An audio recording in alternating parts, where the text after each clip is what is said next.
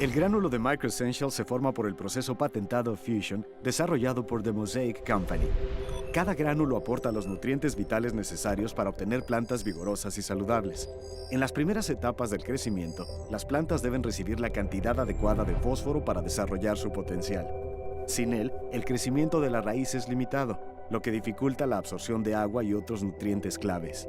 MicroEssentials está formulado para aumentar la absorción de fósforo en las plantas en comparación con otras fuentes.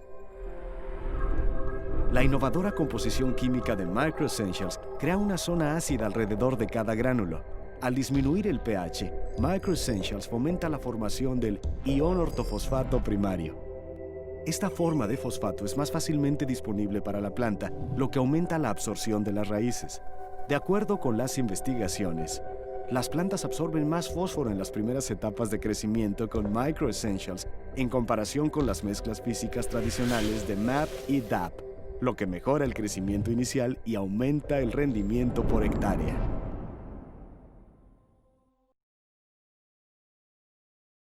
En maíz, la solución es Solmix, el fertilizante líquido con nitrógeno, azufre y zinc. Su exclusiva fórmula disminuye la volatilización, aumentando los rendimientos. La solución para la fertilización en maíz es Solmix Zinc, de Bunge. Hola, bienvenidos a este panel del Congreso Maizar de 2020. El panel que vamos a estar presentando se titula Nutrición y Sanidad en Maíz, pilares para reducir las brechas de rendimiento, y va a tener como disertantes al doctor Juan Pablo Monzón, al ingeniero agrónomo Master Scientist y doctor Marcelo Carmona, y al ingeniero agrónomo Andrés Grasso. Vamos a comenzar la primera presentación que la va a dar el doctor Juan Pablo Monzón, quien es productor agropecuario, investigador de CONICET y actualmente es investigador dentro de la Universidad de Nebraska-Lincoln, trabajando principalmente en ecofisiología y modelado de cultivos y también sistemas de cultivo y manejo por ambientes. Así que bienvenido, Juan Pablo, te damos el espacio. ¿Qué tal, Gustavo? Muchas gracias por la presentación. Quería agradecer, a Maizar por esta invitación para poder compartir parte de la investigación, digamos, que hemos desarrollado dentro de la unidad integrada de Balcarce, dentro del grupo de la Facultad de Ciencias Agrarias. Así que muchas gracias. Bueno, mi tema va a ser sobre brechas de rendimiento para maíz, específicamente para Argentina.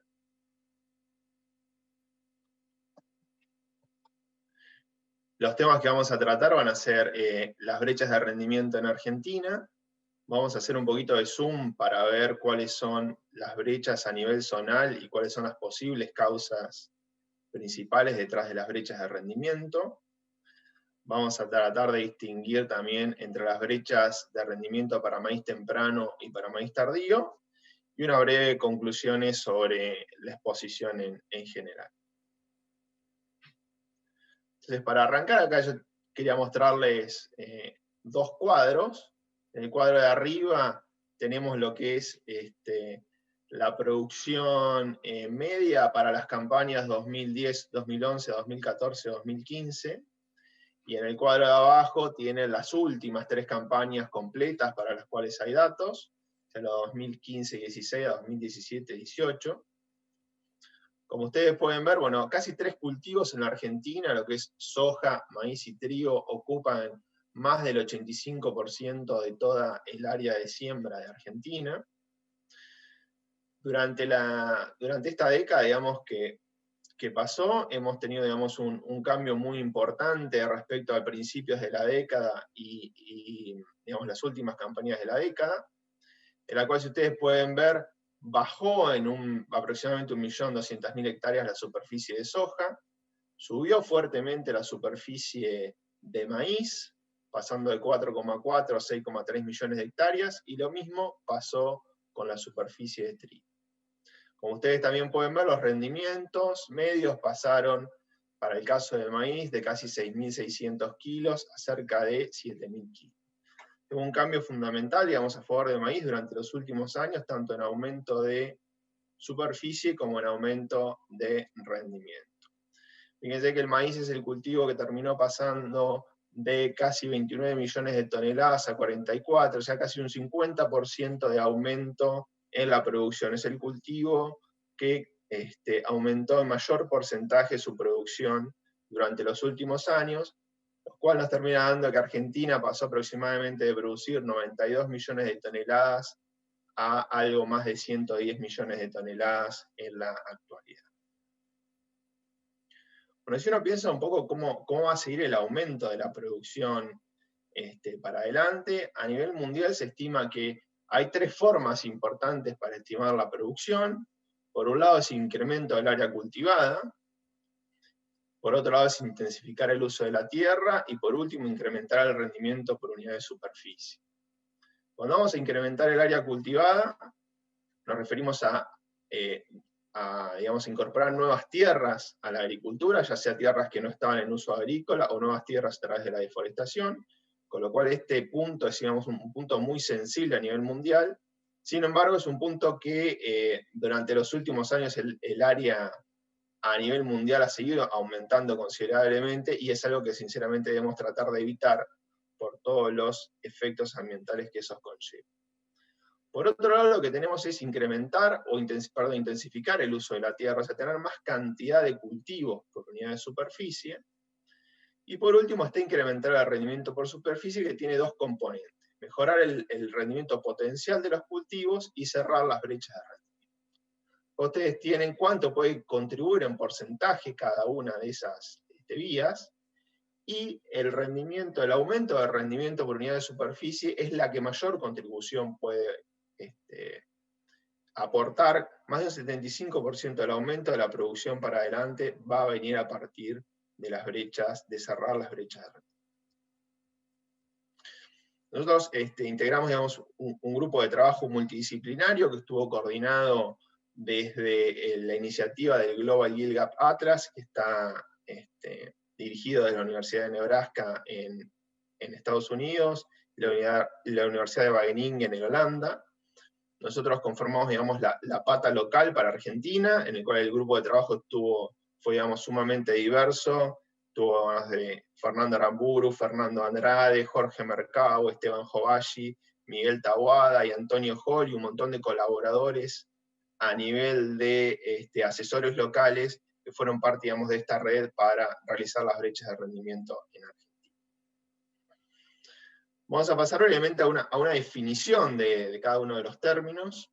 Cuando nosotros tenemos el rendimiento, podemos determinar tres tipos de rendimiento. Por un lado, lo que sería el potencial de rendimiento, donde, digamos, el rendimiento va a estar determinado simplemente por el cultivar y variables del ambiente como son la radiación, la temperatura, el fotoperíodo y la concentración de dióxido de carbono. Después tenemos lo que llamamos el rendimiento limitado por agua, que sería lo que interesa para nuestro sistema sensecano, donde el principal factor limitante van a ser las lluvias y la capacidad de almacenaje de agua que tenga ese suelo.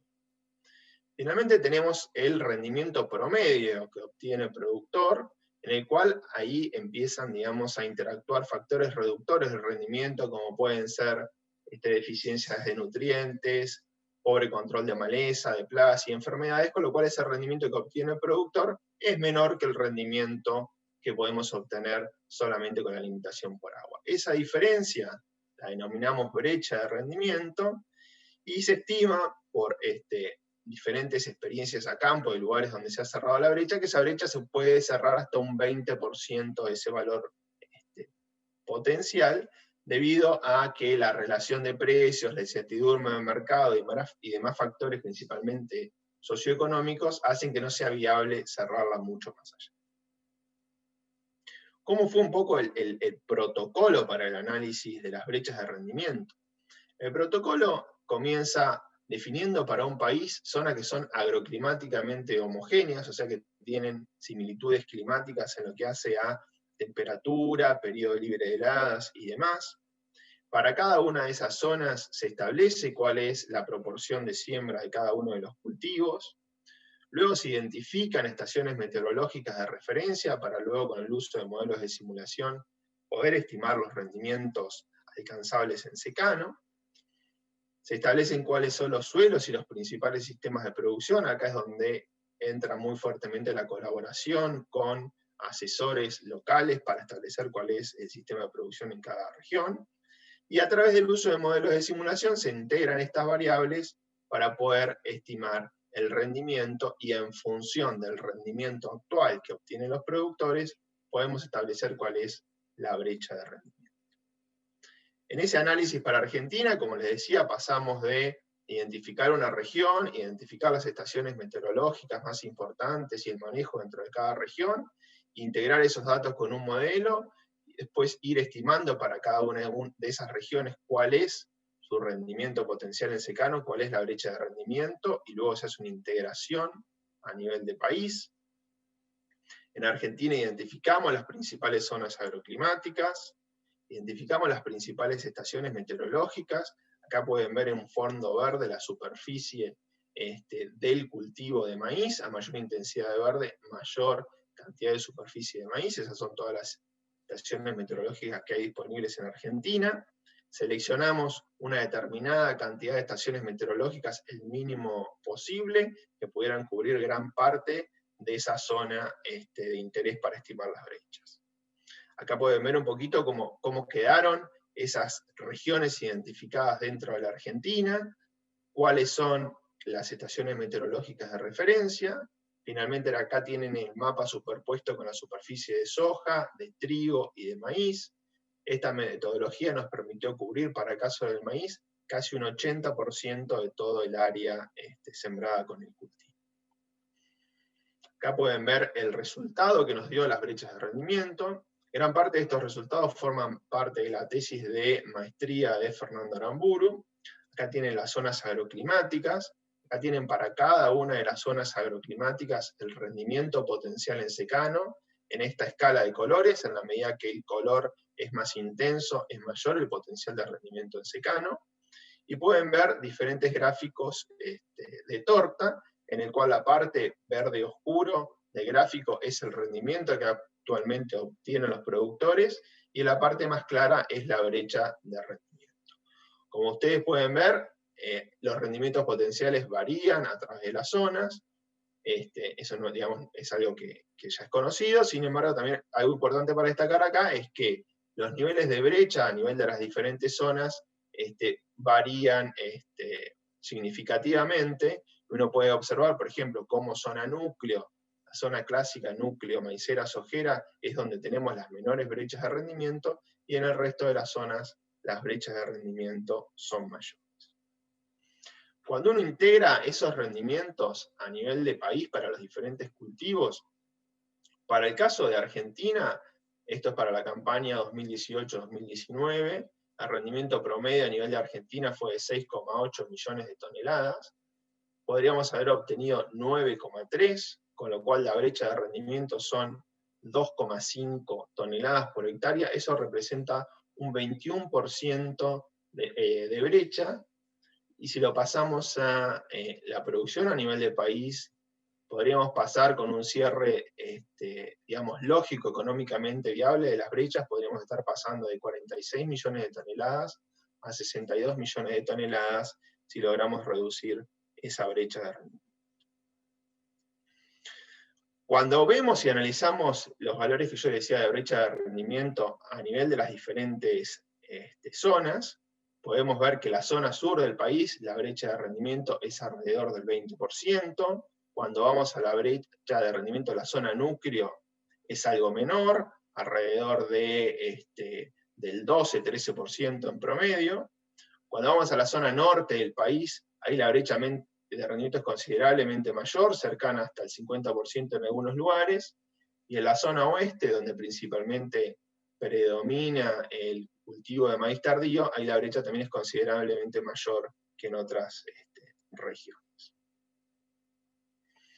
¿Cómo siguió avanzando este análisis de la brecha? Desde la versión inicial pasamos a una nueva versión en la cual teníamos mucho más densidad de estaciones meteorológicas, lo cual nos permite analizar con mayor detalle cuáles son las brechas de rendimiento. Fíjense que pasamos de casi 15 estaciones meteorológicas a estar utilizando y simulando rendimientos para casi 50 estaciones meteorológicas. Son los datos que pueden ver acá. Acá tienen cada gráfico de torta, donde el verde representa el rendimiento actual y el rojo representa la brecha de rendimiento. Fíjense como todo lo que son zona norte, todas las zonas extrapampeanas son las que presentan las mayores brechas de rendimiento. Cuando uno observa cómo varían las brechas de rendimiento para maíz temprano o para maíz tardío, acá tenemos el nivel de rendimiento en kilogramos por hectárea, acá tenemos el porcentaje de maíz tardío en cada región, para cada una de esas zonas climáticas en función de los datos de RETA que suministra la Bolsa de Cereales de Buenos Aires, establecimos en cada región cuál era el porcentaje de maíz tardío. Fíjense que el rendimiento potencial en secano no varía mucho a través de las zonas, o sea, zonas que tienen muy poco porcentaje de maíz tardío o una alta proporción de maíz tardío, el rendimiento potencial en secano no varía significativamente. Sin embargo, el rendimiento real sí varía significativamente, y en las zonas donde hay un mayor porcentaje de nivel tardío, los productores están obteniendo menores rendimientos. Es mayor la diferencia que tenemos entre el rendimiento potencial en secano y ese rendimiento real. Por lo tanto, la brecha de rendimiento es mayor en las zonas que tienen un mayor porcentaje de maíz tardío. Esto podría ser un indicativo de un menor nivel tecnológico aplicado principalmente en los cultivos de maíz tardío en comparación con los cultivos de maíz temprano. Cuando uno observa cómo varían las brechas de rendimiento a través de los años, y uno se pregunta si somos conservadores u optimistas en la tecnología de cultivos, fíjense que la brecha de rendimiento a través de los años, acá cada color representa un cultivo diferente, pero lo interesante es ver cómo hay una variabilidad, o sea, la brecha no es constante a través de los años. Y si uno analiza la brecha en función del estrés hídrico de cada uno de estos años, lo que se puede ver es que los años de mayor estrés hídrico son los años de menos brecha. ¿Esto qué es lo que nos está indicando? Que nuestra tecnología de cultivos que usamos no es lo suficientemente adecuada para capturar los altos potenciales de rendimiento de los años, digamos, que tienen un mayor aporte de agua, un menor estrés. Fíjense cómo acá tenemos graficado el rendimiento para maíz y para soja. Estos son los promedios de rendimiento a nivel de país. Los promedios de rendimiento van incrementando para los dos cultivos a través de los años, pero fíjense que hay una gran dispersión a través de los años. Ahora vamos a reorganizar un poco estos datos en función de si el año fue niño, niña o neutral. Seguramente ustedes lo saben, pero los años niño a nivel país hay una mayor cantidad de precipitaciones con respecto principalmente a un año la niña. Fíjense, pueden ver en color verde cómo todos los años niños de mayor disponibilidad hídrica son los años que están por encima de esa curva. O sea, son los años donde estamos obteniendo los mayores potenciales, los mayores rendimientos reales. Esos son los años en los cuales estamos teniendo las mayores brechas de rendimiento, donde nuestra tecnología no es suficiente para capturar el potencial de esos años. Esto yo creo que principalmente, la razón principal de esto es, digamos, el bajo uso de fertilizantes, una tecnología relativamente medio-baja, que no es limitante en años de bajos rendimientos, pero en años de altos rendimientos afecta notablemente para poder capturar el potencial de esos años. Cuando uno mira, nosotros lo que hicimos acá es conjugar dos bases totalmente distintas de datos, que es los niveles tecnológicos de la bolsa de cereales con nuestras estimaciones de brechas de rendimiento para cada una de nuestras regiones. Entonces acá pueden ver la brecha de rendimiento con nuestro cálculo y el nivel tecnológico que proviene de la bolsa de cereales. O sea, acá no hay ningún tipo de correlación entre estas bases. Y fíjense que sin embargo hay una correlación entre los datos en el cual la brecha de rendimiento es mayor en los lugares donde el nivel tecnológico aplicado es mucho menor.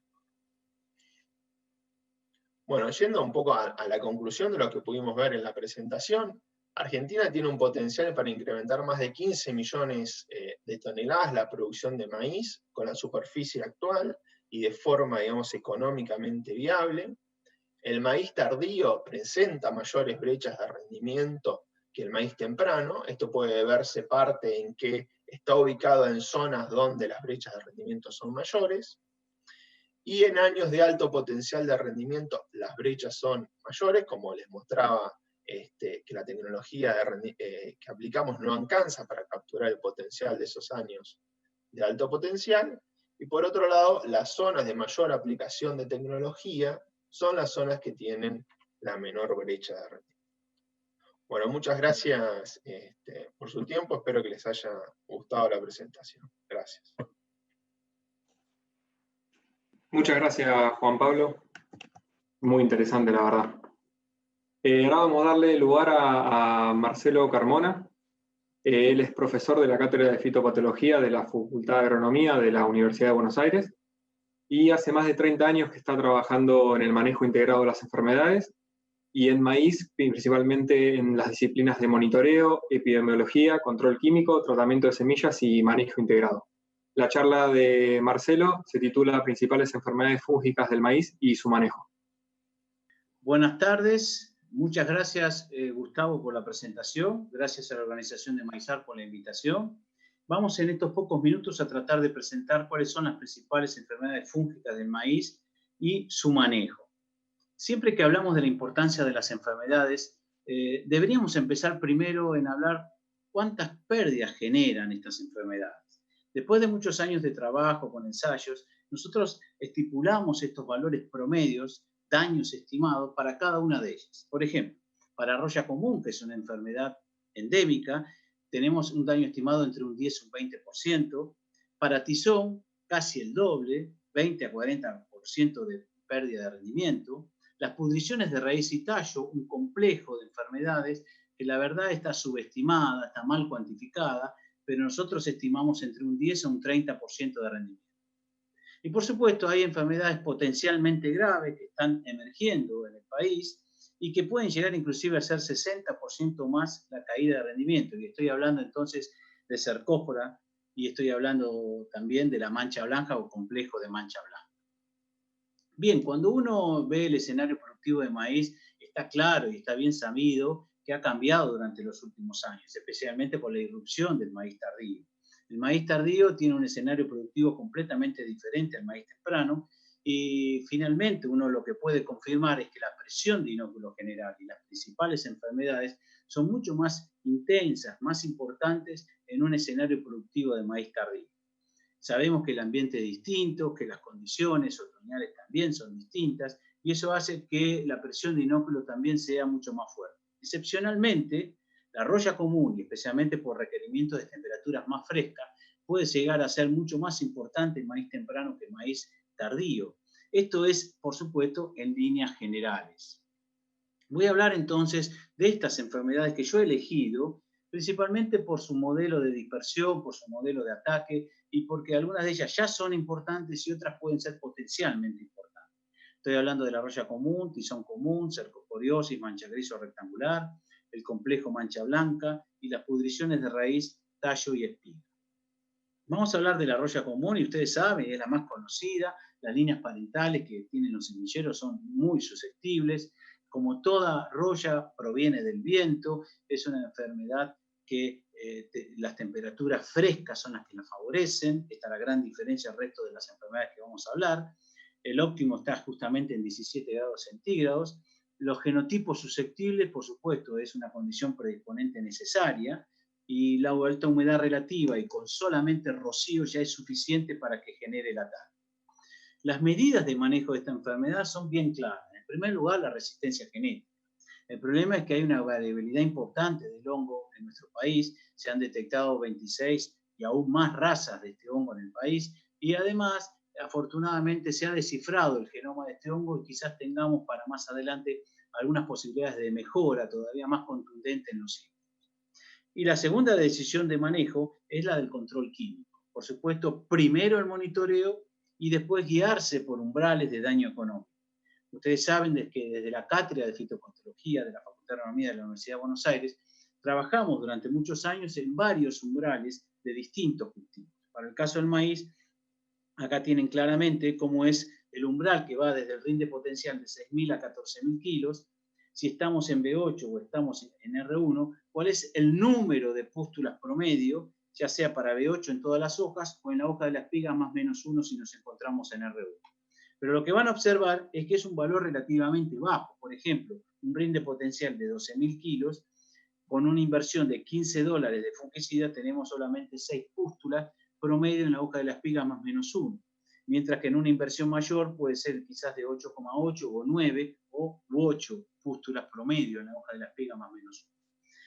Evidentemente esto es un modelo orientativo para la toma de decisión, primero para no hacer aplicaciones innecesarias y segundo, con los necesarios cuidados del ambiente y de la sociedad, debemos cuidarnos justamente también en la utilización de fungicidas. Nosotros trabajamos en fungicidas desde el año 2000. En el año 2000 comenzamos nuestros ensayos contra la roya común, cuando nació la primera estrovirulina, la azocistrobina, el Amistar solo, donde hemos visto que ahí tenía un efecto muy bueno de control sobre la roya, reemplazando a los triazoles que en ese momento se utilizaban. Ya en el 2008, y a modo de ejemplo, empezamos a utilizar mezclas de fungicidas, en este caso piraclostrobina más epoxiconazole, que es el ópera, y vimos también un aumento de la respuesta en general que va del orden del 8%, más o menos son los valores que estábamos estimando de daño, que son casi 1.000 kilos de diferencia en el aplicado versus el testigo sin aplicar. Más recientemente, ya en la campaña 2019-2020, es decir, la que recientemente pasó, un ensayo realizado por Corteva y la marca Pioneer, vemos que una sola aplicación de un fungicida a base de estrovirina más triazol, que en este caso es picoxistrobina más ciproconazole, más el agregado de cubo, que es un fosfito de Spraytec, dio una respuesta de 838 kilos, casi es un 10% de lo que estamos haciendo referencia en relación al testigo sin aplicar. Pero lo que nos llamó la atención fuertemente en estos ensayos, que todas las parcelas tratadas con Stinger Duo, es decir, esta mezcla de estrovirina más triazol con fosfito, especialmente con fosfito se ve la diferencia, vemos una disminución drástica, significativa de lo que conocemos como vaina púrpura, una enfermedad muy estudiada desde el año 1923 en adelante, en la cual el agente causal, Fusarium graminearum, en algunas bacterias y otras especies de Fusarium, son muy importantes en estos tallos, en la vaina que envuelve al tallo. Vemos una caída muy importante y todavía no estamos encontrando bien el porqué y estamos en una línea de trabajo en esto. También recientemente, en los módulos de innovación que lleva Brevan, vemos que en distintas localidades y en distintos híbridos vemos una respuesta consistente de aumento de rendimiento por el uso de fungicida, tanto en este caso de Stinger y Stinger Duo. Es decir, ambos productos, con o sin fosfito, vemos una caída en el testigo de rendimiento y en realidad por el daño que causan las enfermedades, en este caso roya común. La segunda enfermedad a detallar es el tizón común del maíz, que es una enfermedad realmente destructiva, que nos enseñó a pensar las enfermedades de otra manera. Generalmente las enfermedades las pensamos, las cuantificamos a través del número de pústulas o a través del número de manchas. Bueno, esta enfermedad nos enseñó a que debe ser cuantificada por el tamaño de la lesión o la longitud de la lesión. En Buenos Aires empezamos a ver un crecimiento ya desde el año 2010 en campos ubicados en Castelli y luego en Santa Fe, en Santa Isabel, donde vivimos epidemias realmente severas, en híbridos realmente susceptibles. Y a partir del 2010, Scandiani y colaboradores ya empezaban a detectar la presencia del patógeno en la semilla. Para el manejo del tizón, afortunadamente tenemos fuentes de resistencia. Esta resistencia puede ser cuali y cuantitativa. Puede ser que directamente el híbrido dé muchas menos manchas, o puede ser que esas manchas tengan menor tamaño, menor cantidad de población, que quedan restringidas. Por supuesto, hacer la rotación de cultivo, porque es un patógeno nitrotrófico. Pensar en un tratamiento específico de semillas, que es una línea de trabajo que tenemos que reforzar en la Argentina. Mucho no se ha discutido de la importancia de la semilla de maíz como fuente de inóculo de principales patógenos, no solamente foliares, sino también de las pudriciones de raíz y tallo. Monitoreo siempre y usar también umbrales de daño económico como orientadores en la toma de decisión. Afortunadamente, esta enfermedad, al igual que roya común, este patógeno, al igual que roya común, el que causa la roya común, son muy sensibles a los fungicidas.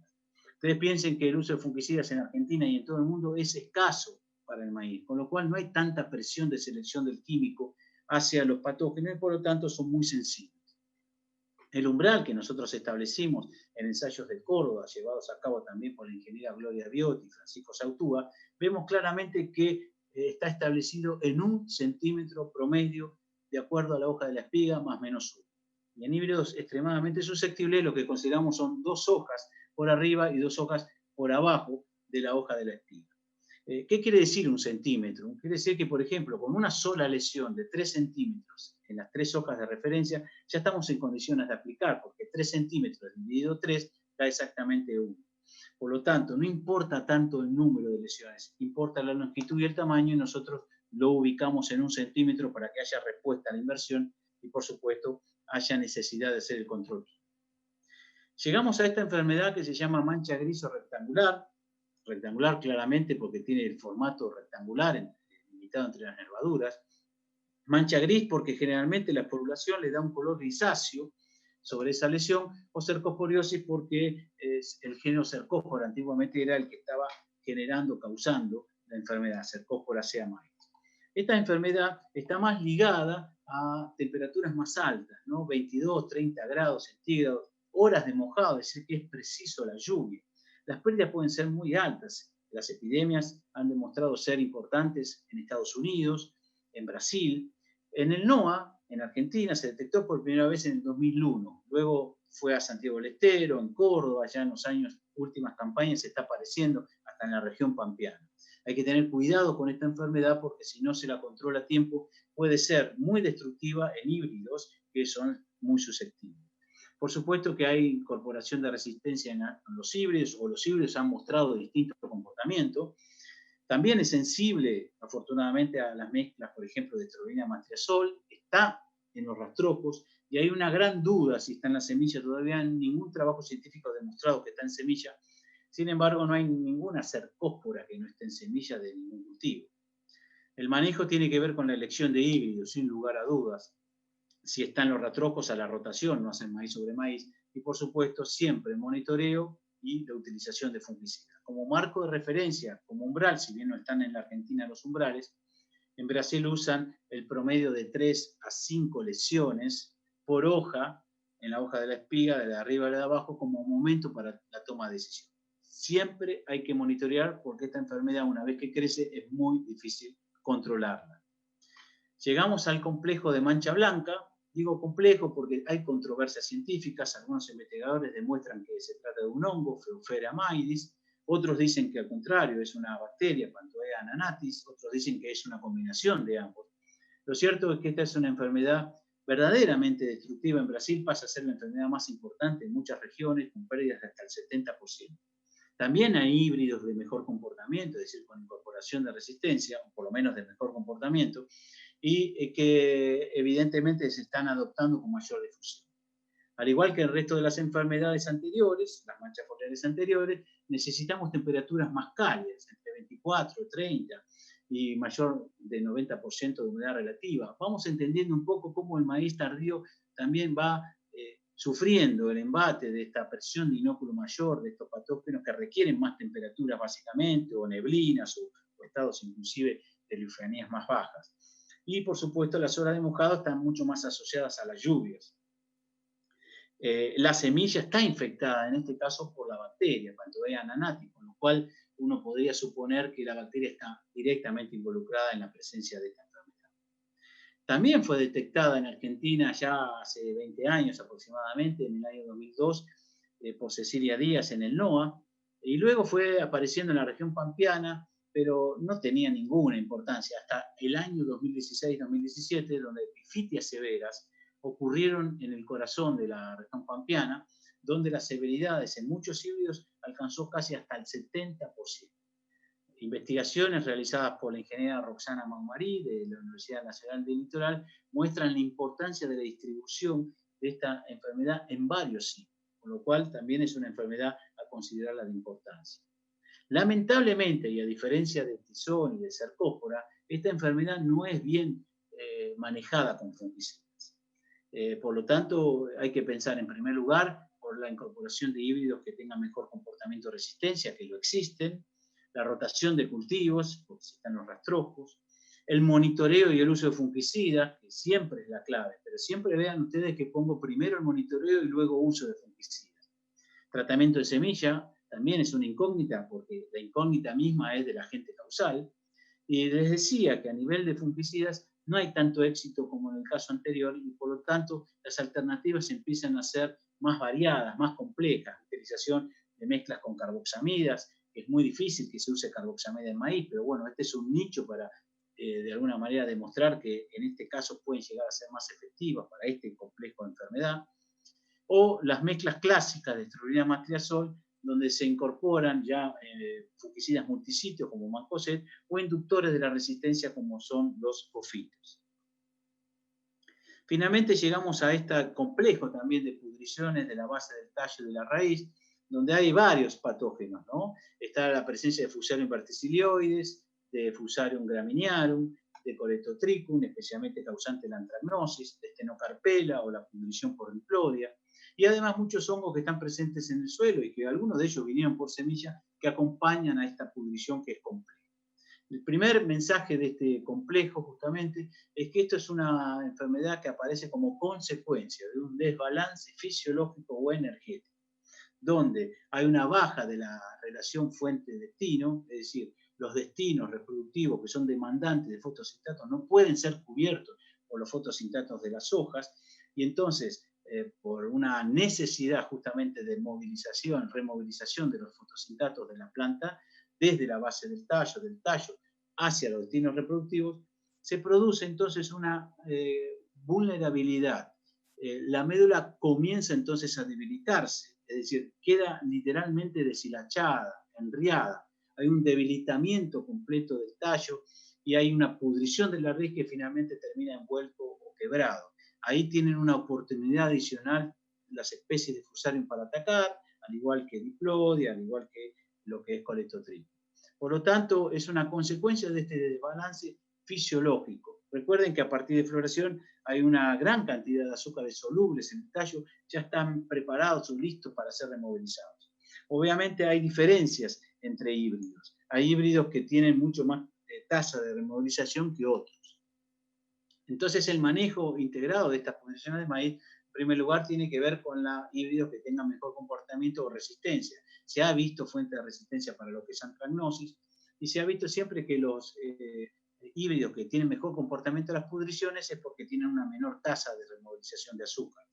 Rotar los cultivos, hacer buen tratamiento de semilla, evitar la competencia entre plantas, la alta o excesiva densidad donde genere tallos más delgados que sean más propensos a volcarse.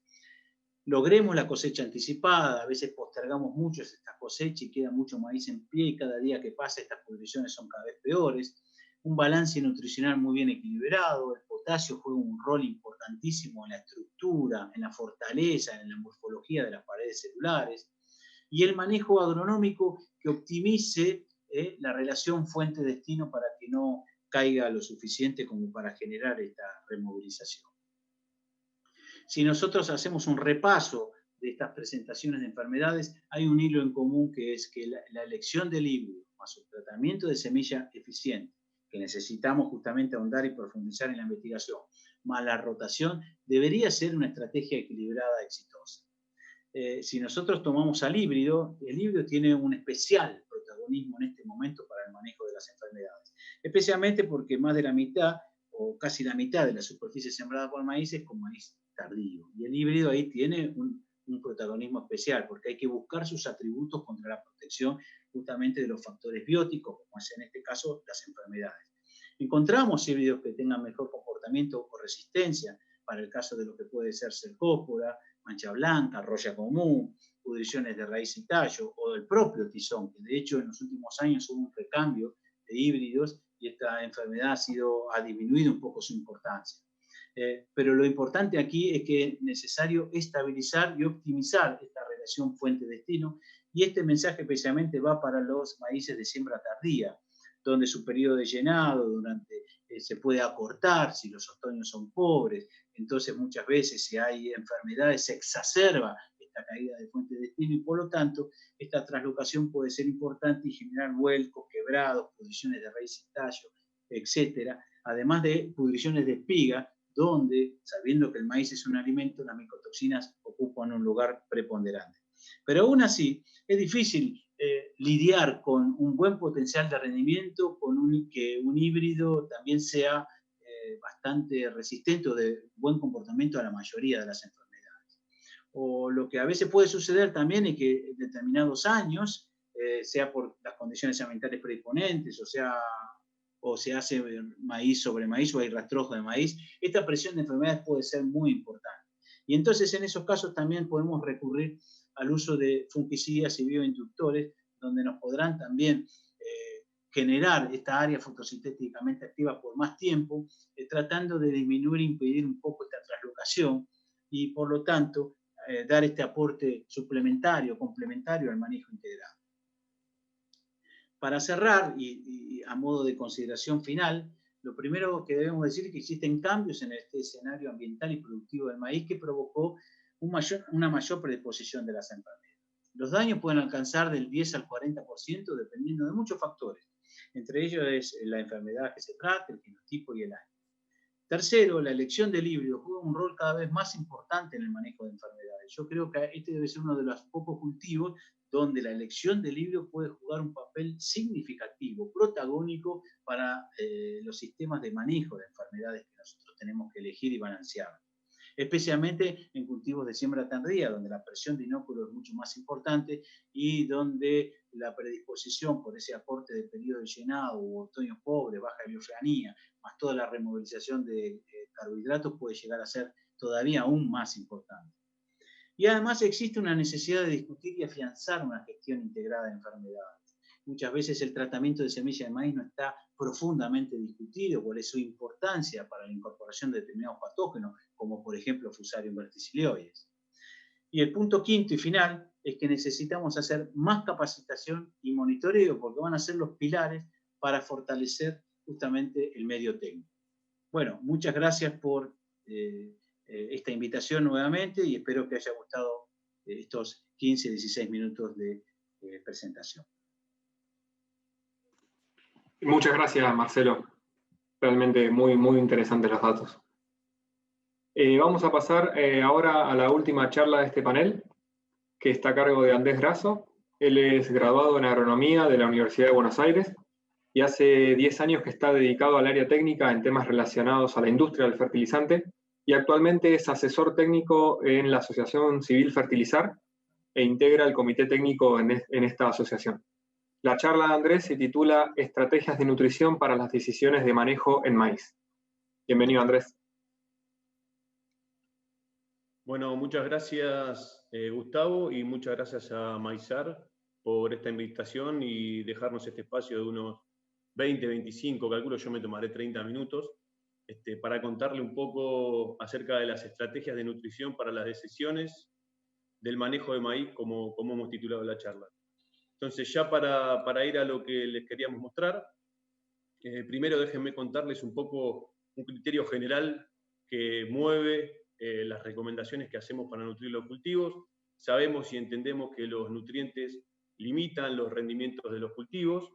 Los suelos son nuestros mayores aliados, nuestros socios, que proveen nutrientes para generar los rendimientos, y que la fertilización es una práctica que se utiliza para poder incrementar los rendimientos que están asociados a la disponibilidad natural de nutrientes que tenemos, para poder cubrir la demanda de la genética, de los híbridos, de las variedades, de los cultivos que estamos utilizando en la actualidad. Y por último, lo que siempre decimos desde el área técnica de la nutrición de cultivos, tengamos presente que no hay recetas únicas, ¿sí? En general está asociado mucho al manejo particular y local de cada una de las situaciones en las cuales nos tenemos que desenvolver. Entonces, ¿cómo fertilizamos o nutrimos los cultivos? Rápidamente, tenemos fundamentalmente 3 pilares. Primero, obviamente, tenemos que partir de un diagnóstico, ¿sí? Cuando hablamos de diagnóstico estamos hablando de conocer el sistema, recolectar datos para entender qué es lo que está sucediendo en ese sistema, cuál es su variabilidad, heterogeneidad, tanto espacial como en el tiempo. Obviamente, una vez que tenemos esos datos, tenemos que hacer una interpretación de los datos que hemos recolectado o recogido para finalmente hacer una recomendación. Que esto se traduce finalmente la definición de los criterios de manejo de la nutrición de los cultivos, en este caso sobre el que vamos a hablar del maíz, y por último definir cuál es el plan o el planteo de uso, cómo, cuándo, en dónde vamos a ubicar esos nutrientes a través de los fertilizantes. Bien, durante la charla vamos a recorrer esos 3 pilares. Vamos a empezar obviamente sobre el principio, que es el diagnóstico. El modelo tradicional que estamos utilizando cuando lo utilizamos en general es hacer un manejo del lote por un promedio, es decir, tomamos una muestra de suelo para conocer cuál es su disponibilidad de nutrientes, hacemos un gran promedio. En general, lo que termina sucediendo es que con muy poco representatividad estamos teniendo y tomando decisiones sobre gran cantidad de superficie, que en general las superficies y lo que ocurre naturalmente en los suelos en cuanto a la disponibilidad de nutrientes es más bien parecido a este otro modelo. Entonces, lo que estamos sugiriendo, lo que vemos, es que deberíamos empezar a movernos desde este modelo esporádico y tradicional que estamos utilizando de la toma y caracterización de los suelos hacia este modelo mejorado, en donde lo que estamos recomendando es empezar a determinar, entender cuáles son los diferentes ambientes productivos finalmente que tenemos en los ambientes que estamos produciendo. Fundamentalmente para poder tener, aunque sea un diagnóstico variable, es decir, entender la variabilidad desde el diagnóstico de lo que estamos manejando. Eso puede o no repercutir sobre finalmente la nutrición, ¿sí? Cuando nosotros decimos movernos de este modelo tradicional a un modelo mejorado del diagnóstico, estamos proponiendo por lo menos entender desde el diagnóstico la heterogeneidad y la variabilidad que tienen los ambientes en los que estamos produciendo, que finalmente pueden repercutir o no, según el caso, según convenga, al uso de la dosificación variable o el manejo variable por ambiente. Sin llegar al manejo, sí, lo que estamos viendo que es necesario es empezar a entender desde el punto de vista del diagnóstico que los ambientes son heterogéneos. Como dato y herramienta complementaria al diagnóstico por análisis de suelo, para entender qué es lo que está pasando con nutrientes, tenemos el caso de los análisis de los tejidos vegetales. El análisis de tejido nos ayuda a complementar el diagnóstico de lo que está sucediendo en el suelo, porque nos habla básicamente de cómo están los nutrientes, es decir, los nutrientes son limitantes para los niveles de producción actuales y las plantas se dan cuenta, lo saben. Tenemos una herramienta para poder entender qué es lo que está pasando con los nutrientes dentro de la planta y cómo estos están limitando o tendrían la potencialidad de limitar los rendimientos. Esto que les muestro es una recopilación que hicimos en Fertilizar allá por la campaña 2018 y lo que muestran es cómo cada uno de los nutrientes en la planta están limitando en número de casos el rendimiento del cultivo. Fíjense, para el caso del maíz, que es el cultivo que nos convoca, el 44% de los casos que fuimos a testear tenía limitaciones en nitrógenos, el 60% de los casos tenía limitaciones en fósforo, fíjense en azufre el 56, es decir, 6 de cada 10 muestras que tomamos presentaban limitaciones en azufre, y obviamente después un 40% de las muestras con limitantes en zinc. ¿Sí? Esta foto, acuérdense, asociada a lo que nos contaba Juan Pablo anteriormente, del manejo que estamos haciendo en la actualidad, el arreglo del cultivo, que nos ubica en esas brechas de producción que él nos estuvo mostrando, que se hacen mucho más marcadas en los cultivos de siembra de segunda. Bien, entonces una vez que tenemos el diagnóstico definido, después tenemos diferentes estrategias de manejar los nutrientes. Las dos grandes estrategias que en general utilizamos son la de suficiencia de nutrientes, que en general lo estamos haciendo en la Argentina y lo venimos haciendo ya desde muchos años para todos los nutrientes, pero el foco de este tipo de estrategia se centraliza sobre todo en fertilizar el cultivo. Es decir, lo que hacemos es fijar una estrategia de rendimiento que queremos alcanzar y en función de eso suplementamos, complementamos al suelo con la cantidad de nutrientes que nos están faltando para poder alcanzar ese tipo de rendimiento.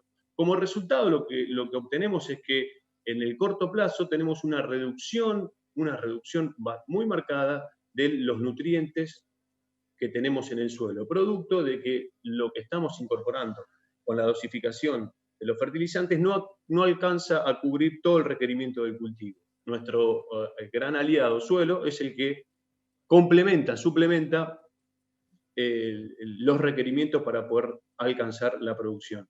Como ejemplo para este tipo de más ejemplificador es lo que estamos haciendo con el suelo, con el manejo del nitrógeno. En general lo que hacemos es, en función de una demanda de un ambiente productivo determinado, asociado a disponibilidad hídrica, a la profundidad del suelo, al manejo cultural del cultivo, fecha de siembra, tenemos una demanda determinada que nos ubica en un nivel de rendimiento esperado. En función de esa demanda, nosotros lo que hacemos es suplementar, complementar la oferta que tiene el suelo con el nitrógeno proveniente del fertilizante. ¿Sí? Este es el ejemplo más común de suficiencia de nutrientes para nitrógeno, o por lo menos el más común de la forma correcta. Por otro lado, tenemos la estrategia de manejo de los nutrientes de crecimiento o mantenimiento, que está asociada a los nutrientes poco móviles. ¿Por qué decimos asociada a los nutrientes poco móviles? Porque son estas estrategias en los nutrientes en los cuales la ineficiencia de cosecha del nutriente que pusimos con fertilizantes termina quedando en el suelo y formando parte del sistema. Obviamente ese nutriente que queda en el sistema puede ser utilizado por las sucesivas cosechas. Entonces, en este caso, como en el anterior, el foco estaba puesto en fertilizar el cultivo, en este caso lo que estamos haciendo cuando hablamos de crecimiento o mantenimiento es fertilizar el suelo. Lo que hacemos es ya nos olvidamos o no tenemos tan en cuenta la demanda del cultivo, sino lo que hacemos es, en función de un nivel de nutriente alcanzable que queremos lograr, en función de eso es como vamos a definir nuestra dosis de fertilizante. Y el ejemplo más común para este tipo de manejo, de crecimiento, mantenimiento, es la reposición de fósforo según los mapas o los análisis de suelo del fósforo extractado. Bien, entonces para empezar a hablar de los nutrientes y la nutrición del cultivo de maíz, empezamos por uno de los más importantes o los que nos ubica en los niveles productivos que vamos a tener, es en el nitrógeno. Como les conté recién, en general el nitrógeno se maneja con esa suficiencia o balance de nitrógeno, en donde lo que hacemos es, en base al nutriente disponible que tenemos en el suelo, terminamos de cubrir la demanda del cultivo con el uso del fertilizante. Lo que sabemos es que los suelos en donde estamos produciendo, en general, vienen perdiendo paulatinamente esa capacidad de ayudarnos a construir rendimiento que tuvieron históricamente. Entonces, esto que les muestro es en general la disponibilidad de materia orgánica, como ya sabemos, viene bajando en los últimos años, y la materia orgánica es nuestra aliada en el aporte de nitrógeno, pero también de azufre, para el cultivo. Entonces, lo que tenemos para poder definir esas necesidades de nitrógeno del cultivo es un trabajo como el que hizo Adrián Correndo, que es este que les muestro acá, donde lo que nos dice es que la cantidad o la disponibilidad de nitrógeno que tenemos que tener para asegurar el rendimiento potencial, al menos biológico, que tiene el maíz para un ambiente determinado, está asociado fuertemente, en un 80%, a el rendimiento del cultivo. ¿Sí? Entonces, en función del rendimiento del cultivo, es que con un 80% de probabilidad vamos a saber la disponibilidad de nitrógeno que tenemos que asegurar en el cultivo para poder alcanzar ese rendimiento máximo alcanzable biológicamente. Como dato adicional, lo que tenemos en este trabajo es que, además, si nosotros trabajamos en mejorar la demanda del cultivo, es decir, en mejorar el ambiente productivo, por ejemplo, modificando la fecha de siembra o incorporando nuevas tecnologías de manejo o cambiando de híbrido, lo que vamos a hacer es aumentar, ¿sí?, esa demanda de nitrógeno del ambiente. ¿Cuánto? Bueno, lo que nos dice este trabajo es que por cada tonelada de incremento en la demanda del cultivo de maíz por mejorar el ambiente, debemos incrementar al menos 22 kilos de nitrógeno disponible a la siembra, ¿sí? Entonces es importante tener en cuenta esto, que cuando nosotros estamos incorporando mejoras tecnológicas en nuestro manejo del cultivo de maíz, no nos tenemos que olvidar de dejar anclada, ¿sí?, la dosis de nitrógeno, porque si no esa nueva demanda que se va a generar producto de la mejora tecnológica, que nos ubica en un nuevo dimensión de ambiente productivo, va a estar limitado por no haber corregido la dosis de nitrógeno. Adicionalmente, este trabajo de Di Matteo del año 2019 lo que nos indica es que, como veíamos recién en la figura de Correndo, a partir de los ambientes de 9 toneladas por hectárea, los requerimientos de nitrógeno por parte del cultivo de maíz empiezan a ser más lineales. Pero fíjense que hay un plató y se hace independiente cuando estamos por abajo de esos umbrales abajo de 8. ¿Qué nos indica esto? Que si bien tenemos una linealidad hacia mejores ambientes productivos, cuando nos empezamos a explorar ambientes menos productivos, el suelo empieza a perder esa capacidad de ayudarnos, ¿sí? De entregar nitrógeno al cultivo. Entonces, tengamos presente que cuando tenemos ambientes muy poco productivos, no es que la dosis baja linealmente como veíamos en el caso anterior. Hay un piso de dosis de nitrógeno que no deberíamos perforar cuando estamos en malos ambientes, que está alrededor de 115 kilos de nitrógeno por hectárea. Como sabemos, asociado a la nutrición nitrogenada del maíz, viene de la mano la densidad de siembra, y como vemos también este mismo trabajo de Mateo, a medida que los ambientes mejoran, la densidad de siembra lo hace de la misma manera, pero de una forma no proporcional, es decir, con diferentes tipos de eficiencia. Así que para un mismo ambiente, esto lo tenemos que tener bien presente, existe una variabilidad entre los diferentes genotipos que estamos sembrando. Entonces, Gabriel Espósito, un investigador de la Universidad de Río Cuarto, viene trabajando en esta interacción entre nutrición nitrogenada y densidad de siembra de maíz. Lo que ellos estuvieron trabajando es, existe un nivel de requerimiento de nitrógeno por cada una de las plantas que estamos poniendo en el campo, que oscila entre 1,5 a 3,5 gramos por planta. ¿Sí? Entonces, teniendo en cuenta este dato de cantidad de nitrógeno individual por cada una de las plantas, para las diferentes densidades que nosotros hayamos definido en función de los ambientes productivos y de los rendimientos esperados, alcanzables, en base a los ambientes en los que vamos a producir y al genotipo que hayamos estipulado, podemos tener una idea de la cantidad de nitrógeno que tenemos que asegurar a cada una, a todo ese cultivo, asociado al requerimiento individual de cada una de las plantas para esas densidades que hayamos definido.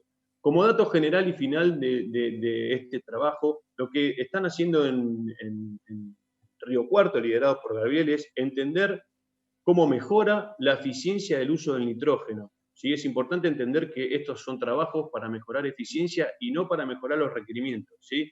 Como ven, los requerimientos de nitrógeno del cultivo de maíz no cambian asociados a los diferentes arreglos espaciales en la densidad de siembra. Lo que sí estamos cambiando en ese sentido son la forma en que estamos utilizando ese nitrógeno.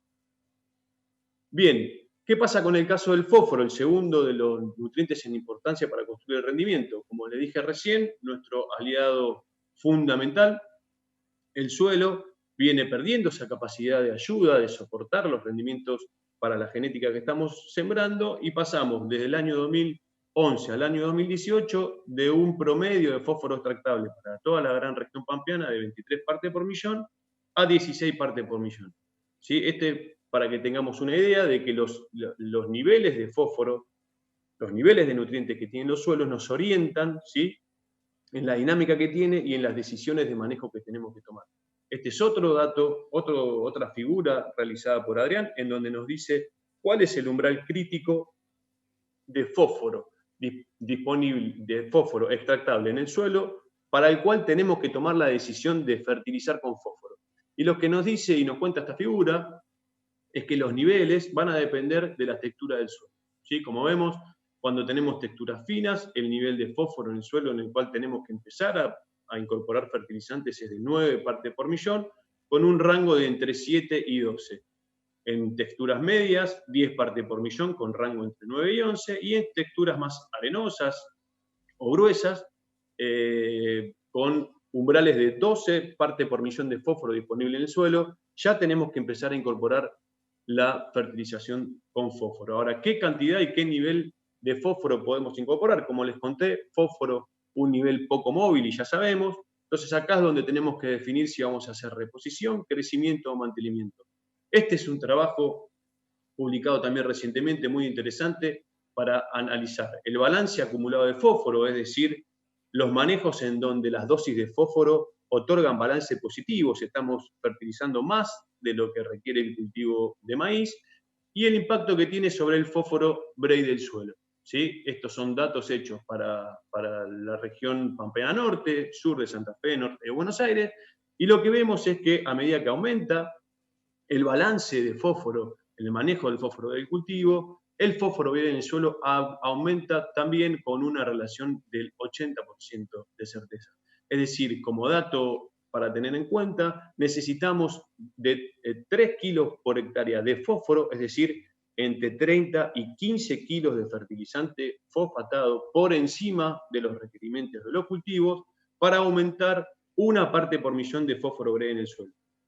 Eso desde el punto de vista del manejo del fósforo brea en el suelo. ¿Qué pasa con los rendimientos? Un trabajo del INTA General Villega, conducido por Berraco y colaboradores, nos dicen que cuando manejamos la dosis de fósforo para los cultivos por encima de los umbrales críticos, es decir, nos manejamos sobre la reposición, la respuesta sobre el rendimiento de todos los cultivos en general es del 6%, en el caso particular del maíz es del 7%, con alrededor de 500-570 kilogramos de respuesta sobre el manejo de suficiencia, ¿sí? No sobre los testigos sin fertilizar, sino sobre los manejos de suficiencia. Estamos hablando de fertilizar con dosis de entre 50 y 130 kilos de fertilizante. Por último, para terminar con el manejo del fósforo del suelo, tengamos presente esta figura del mismo grupo de colaboradores, en donde lo que nos dicen es cómo evoluciona el fósforo extractable del suelo en función de las diferentes estrategias de fertilización. Como dijimos recién, vemos que cuando el fósforo, los balances de fósforo son positivos, el fósforo extractable del suelo aumenta, que es esta curva verde.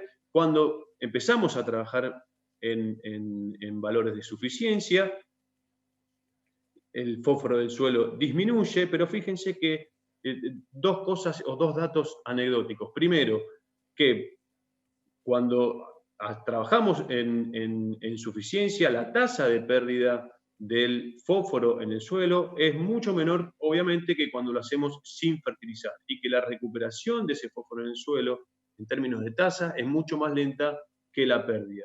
Como dato, sin fertilizar se pierde una parte por millón por año desde el suelo, y cuando estamos en suficiencia estamos perdiendo alrededor de 0,6, 0,5 partes por millón por año. Bien, tenemos definido entonces el manejo o los criterios de manejo de nitrógeno y fósforo. ¿Qué pasa con el azufre, que es el tercer nutriente en deficiencia en los suelos argentinos? Asociado también a la dinámica de la materia orgánica en el suelo, ya sabemos, materia orgánica se viene perdiendo, asociado a esto nitrógeno y capacidad de sostener el azufre.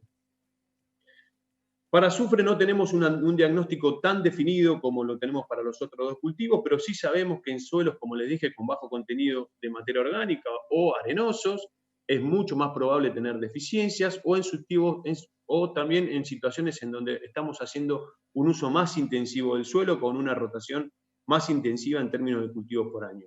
El diagnóstico es, básicamente, el análisis de suelo ayuda, en general, entre 5 y 10 partes por millón de sulfato. En algunas situaciones es muy importante, pero es importante tenerlo presente a la hora de diagnosticar las deficiencias de azufre. Obviamente, lo que dijimos recién, caracterización del ambiente, niveles de materia orgánica.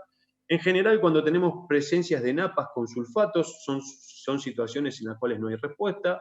Y, por supuesto, tener presente el balance de azufre. Si bien podemos hacer un balance en base al azufre que estamos agregando con los fertilizantes y análisis de grano a la cosecha, el balance aparente con extracciones empíricas de tablas también nos ayuda a saber qué es lo que está pasando con el azufre en el sistema.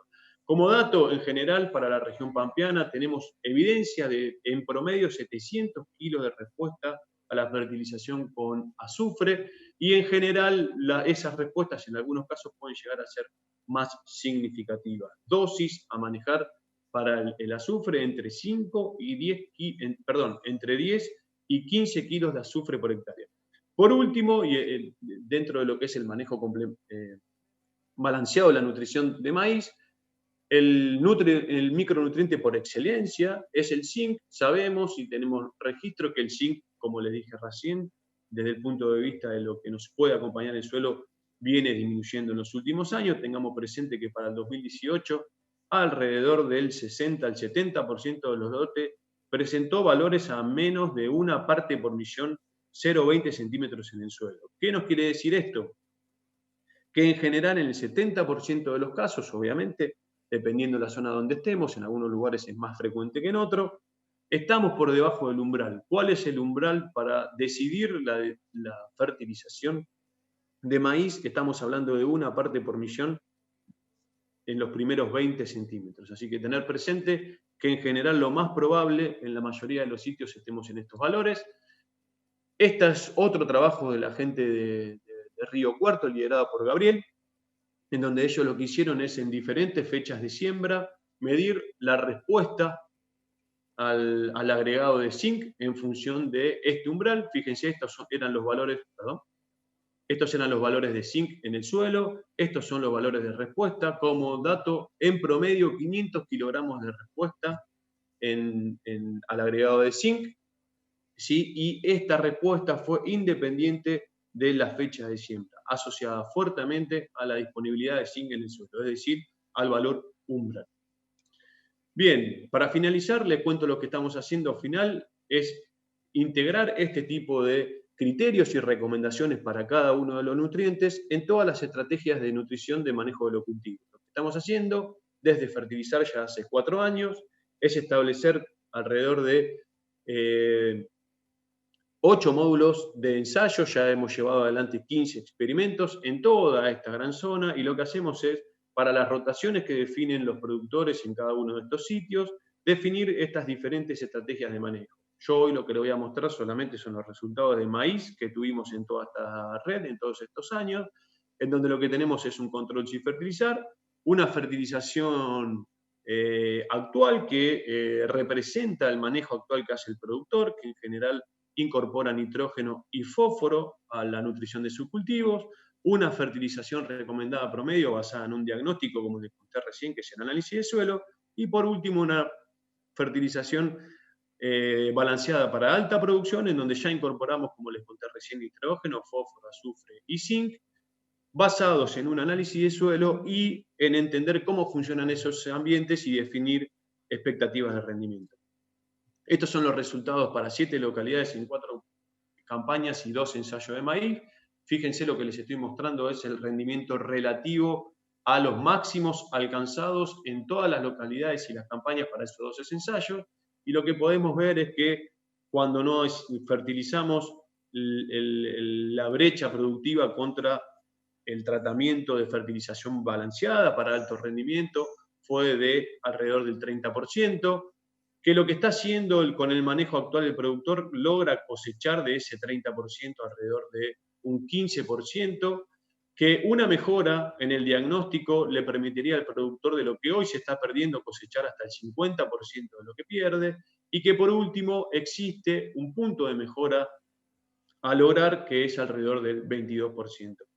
Para contar adicionalmente, fíjense, esto es cuánto se desvían los rendimientos medios de los vistos, y fíjense que a medida que cubrimos esa demanda de nutrición, es decir, le sacamos restricciones a la formación de rendimiento del cultivo, los rendimientos se hacen mucho más estables, ¿sí? Es mucho más estable siempre, en todos los casos y en todas las localidades, el cultivo cuando está bien nutrido desde el punto de vista del nitrógeno, el fósforo, el azúcar, el zinc, versus cuando existe alguna restricción. Bien, por último, algunas de las brechas que encontramos en términos de kilo para el maíz, fíjense, comparado con lo que está haciendo el manejo actual el productor, y las 2 recomendaciones: incorporar diagnóstico y, además del diagnóstico, entender cómo funciona el ambiente y poder definir expectativas de rinde.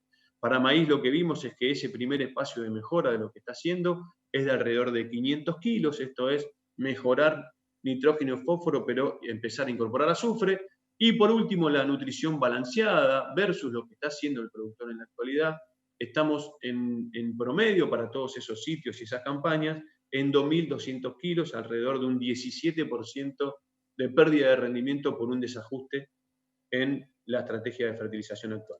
Entonces, por último, para finalizar, las estrategias de fertilización, como dijimos, limitan los rendimientos. En el caso del maíz, como vimos, hasta un 20% respecto de los planteos de máximo rendimiento y algunas de las recomendaciones que estuvimos repasando. Acuérdense, para nitrógeno son 22 kilos de nitrógeno por cada tonelada de grano que nosotros querramos mejorar en la producción de maíz cuando estamos mejorando ese ambiente productivo.